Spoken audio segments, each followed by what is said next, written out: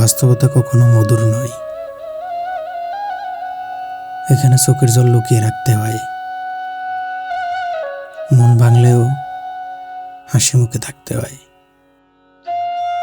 কারণ সবাই শুধু জানতে চায় তুমি ভালো তো।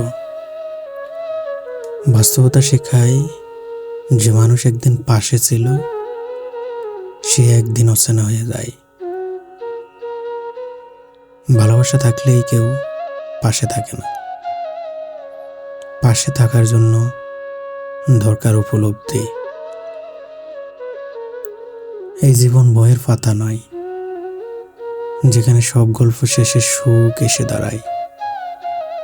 এখানে ভালো মানুষরাই সবচেয়ে বেশি কষ্ট পায়।